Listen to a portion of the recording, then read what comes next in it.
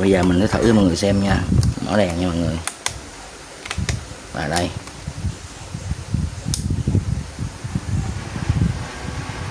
nhỏ xuống, lớn lên.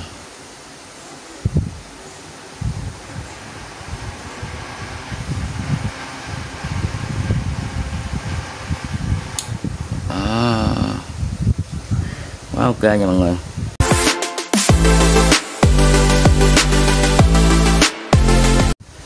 Hai, chào mọi người. Cũng lâu lắm rồi mình không làm video. Nói chung mình cũng bận có công việc như mọi người.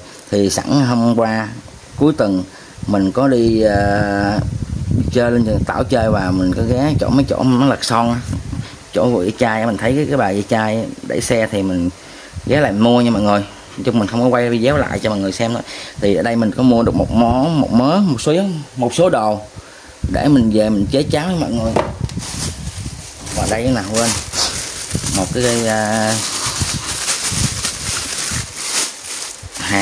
cây mỏ hàng nữa. Thì nói chung là mình thấy này mình mua giá rẻ, mình mua về mình chế cháo chơi cho mọi người. Thứ nhất là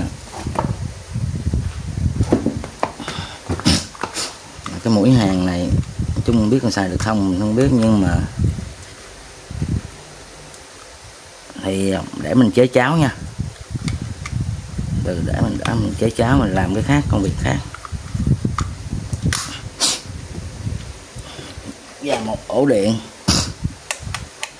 Ổ điện này hình như là chung là mình cũng có tháo sơ sơ mình coi nó bị hư cái công tắc này nha, này mình sẽ chế lại nha mọi người. Thì ở đây mình quá trời đồ luôn, mua không nhiêu tiền á. Như đây thì mình mua cỡ hơn 100 rồi. Nói chung cũng cỡ đó thôi, cỡ 120 rồi mọi người. Thì và đây nữa là một cái cây duỗi tóc nha, mình mua chỉ là mình thấy rẻ mình mua chơi thôi. Đó. Để mình thử coi như thế nào nha mọi người. Lên nha, có nóng không nha. Để kiểm tra mức số 2 đây. Nói chung là có chạy nó con lên là ok. Để mình kiểm tra coi nó còn nóng hay không thôi. Còn xài được nha mọi người, còn nóng. Ok, giờ đỏ lên. Ok, vậy là một món sống nha mọi người. Đây, một cái quạt mini rất dễ thương. Thì mình đã bỏ pin vô mình thử nha mọi người, còn sống.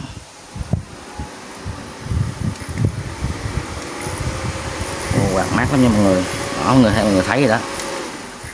Nó chỉ có bung cái đứt kia trong đây thôi, mình đã hàn lại rồi, mình gắn pin vô rồi.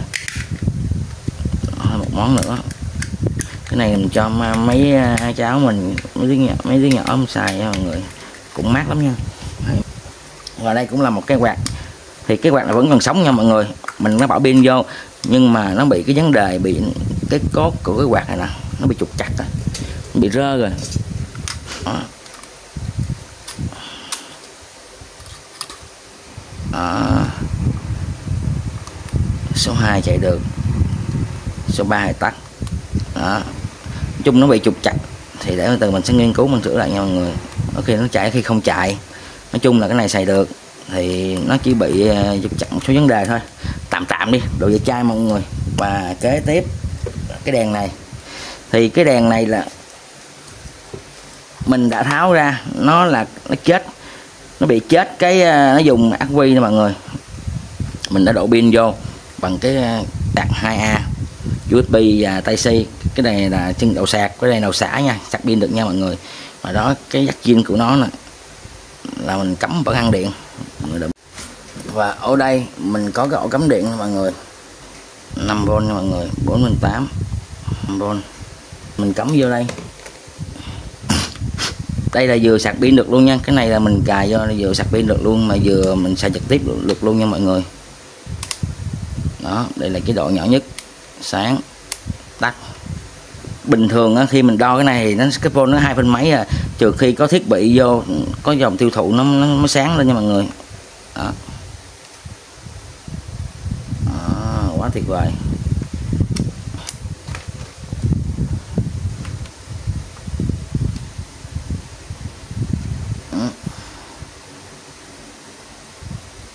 Ok, rất sáng nha. Cái này mà để mà dưới quê mình cầm mình đi là ngon lành. Mình sạc cho 2 cục pin 18650. Rồi đến cái tiếp độ 2 viên pin. Cái viên pin của nó thực sự mọi người nó có chút xíu bằng ngón tay út của mình nè, dở nhưng quạt này nó yếu. Thì chung mình mua dây chai mà mình về mình kiểm tra lại mình độ nè mọi người thấy không, mình độ 2 viên pin mình bắt cái dây qua. Tại vì ở đây á, nó không đủ, nó có một viên pin làm kiểu hộp cái hộp thôi, còn ở đây nó trống thì mình muốn làm mình phải có cái đường bắt ngang cái dây này qua mình độ. Cái này thì không có đèn, dùng motor có chổi than nha mọi người.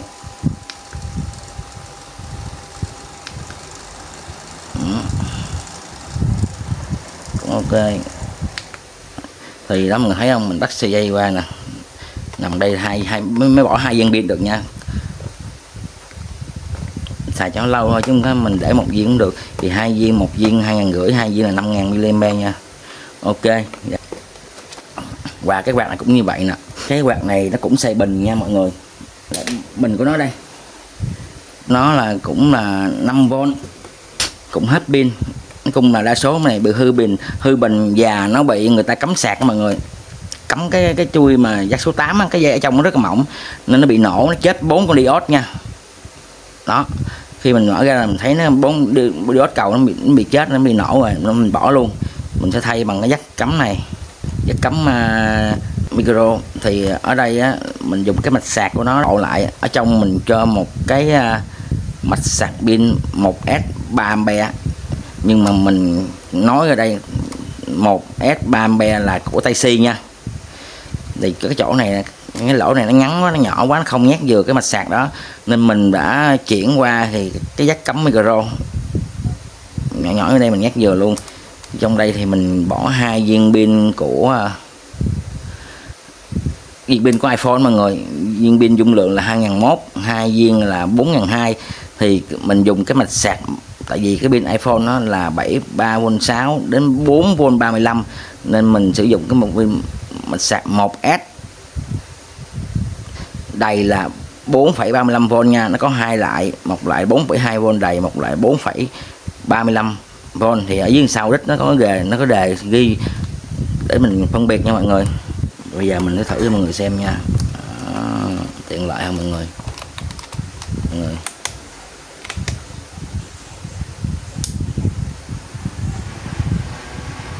Nhỏ xuống, lớn lên.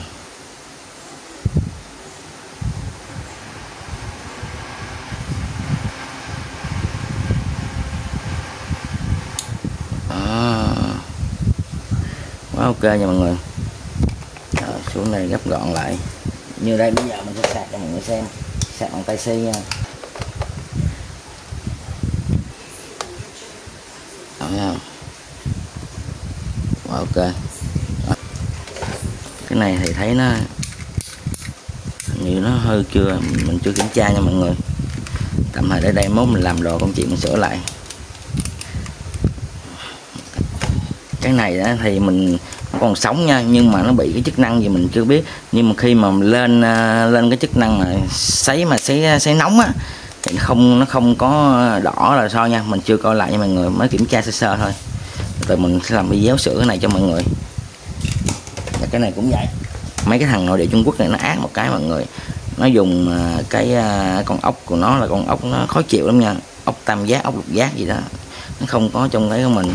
Cái này thì hàng quá mình cũng chưa kiểm tra sơ lược thì nó còn sống nha, nhưng mà cái chức năng của nó bị đứt cái gì đó, mình chưa kiểm tra. Mình sẽ làm video độ cái này cho mọi người xem. Mọi người là cái gì? Đây là một cái massage đời cũ nha, Napoleon. Nó xài 2,5 bên hay nhiều rồi trong cái mạch đó. Thì cái này lâu ngày quá nó hết pin, nó bị hư rồi. Mới chỗ mở ra sơ nó bị hư, nó bị xét mạch nó bị ấy. Mình sẽ mốt làm video sửa cái này cho mọi người xem. Chế cũng đã lắm, cái động cơ cũng mạnh lắm mọi người. Đó. Ở đây cái cục đỏ nguồn nè, cục ABS đó, thì nó không có cái bình ắc quy trong nha. Mình đăng ký bình ắc quy này thì nhìn sơ cái mạch nó còn hoạt động. Để mốt mình sẽ làm cái video mình đổ này lại cho mọi người xem nữa. Và đây mọi người, phía cuối cùng là đây là một cái đèn đèn sạc nha mọi người, tích điện Kentum, nguồn điện là 220, ắc quy khô nha, 6V 5H, dòng sạc là 250 mAh. Thì cái này nó cũng đã hết pin nha, cũng hết pin.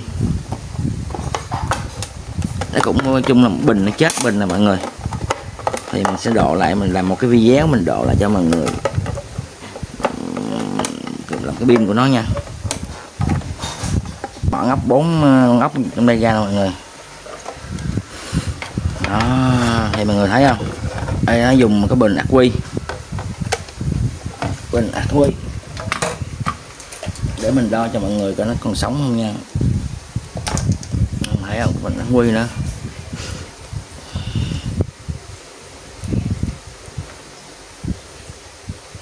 Chết rồi mọi người, chết rồi. Đó. Để mà mình khởi động cái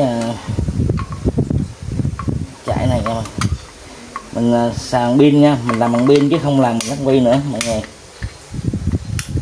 Làm ắc quy nó không có bền, thì có thể mình làm mình độ bằng pin sắt nè, để mình độ bằng pin sắt. Thì nó qua đây, cái đèn này là nó qua xài 220 phải mọi người. Đây có điện vô nè, điện qua cục adapter, nó xuống nó qua DC cấp cho nó sạc cho cái mặt này, cái bình ắc quy. Thì đây còn sống nha, để mình nó cắm điện vô nè, thấy nó sạc mọi người, còn sạc được ok nha.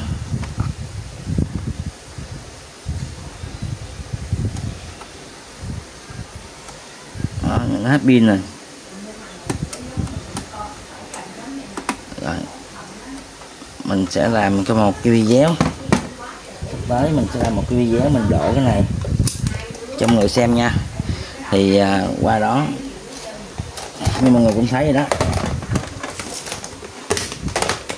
thì qua đó mình đã cho mọi người xem những cái đồ dây chai mình bữa mình đi mua dây chai nha mọi người, đồ cũ. Thì trong đó có một số mình đã sửa rồi để mình cho từ thiện nha, rồi một số mình chưa có sửa, để đợt sau mình sẽ quay video cho mọi người xem cách mình sửa, mình độ như thế nào. Thì mọi người xem video thấy hay nhớ ủng hộ một like và chia sẻ bằng cái kênh để mình có động lực làm nhiều video hơn cho mọi người xem nha. Và mọi người có thắc mắc gì nhớ comment cho mình nha. Nhớ mọi người, thì đó những cái độ của mình như là mua mạch mua pin đó thì mình sẽ để trong phần bình luận mô tả nha, mọi người có vô mua ủng hộ nha mọi người. Thân ái chào tạm biệt mọi người, bye bye.